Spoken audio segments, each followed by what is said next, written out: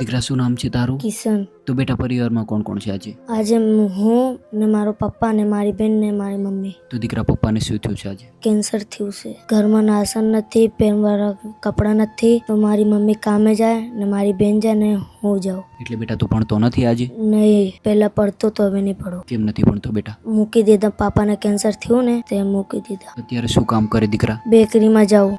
તો દીકરા શું શું તકલીફ પડે છે આજે? આજે મારે ઘરે ખાવાનું નથી, રાશન નથી, મારા પાપાના દવાઈના ખર્ચા નથી, મારા પપ્પાને બધાથી પૈસા લઈ લીધા તે ધંધાવાળી તે પૈસા નહીં કોઈ આપતો ને તો દવાઈને ઓપરેશન કેમ કરો? પૈસા નથી. તો પછી દીકરા ભાડાના ઘરમાં રહ્યો છો આજે? હા. કેટલું ભાડું બાકી છે દીકરા? 4 મહિનાનો ભાડો બાકી છે.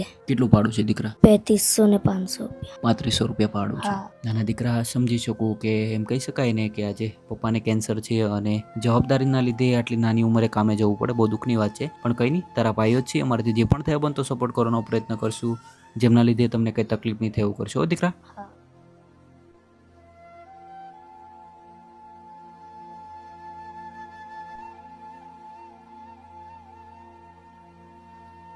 દીકરા આજની આ ખાસ મદદ ખાસ કરીને અશોકભાઈ પડિયા હસ્તે મિતેશભાઈ પડિયા કે જેઓ આફ્રિકાથી છે અને જેમને આજે તમારા માટે દીકરા રાશન મોકલાયું છે, તો શું કહેવા માંગે એમને? કહું છું તો ખુશી રહે ને આશીર્વાદ છે, મદદ કરી અમારી. નાના કંઈ નહીં, મિતેશભાઈ પડિયા તમારો ખૂબ ખૂબ આભાર. આજે એમ કહી શકાય ને કે કેન્સરથી પીડિત પરિવાર છે અને ફર્સ્ટ સ્ટેજનું કેન્સર છે અને સાથે સાથે નાના નાના દીકરાઓ છે અને ઘરમાં કોઈ કમાવાળા નથી. આ પરિવાર માટે આજે તમે રાશન મોકલાવ્યું છે. આવનારા સમયમાં આવા નિરાધાર નિસહાય પરિવારની મદદ કરતા રહ્યો. ભગવાન તમને લાંબો આયુષ્ય આપે. બસ પ્રેમ સપોર્ટ આપતા રહેજો ને વિડીયોને વધારે લોકો સુધી શેર કરજો. જય શ્રી કૃષ્ણ.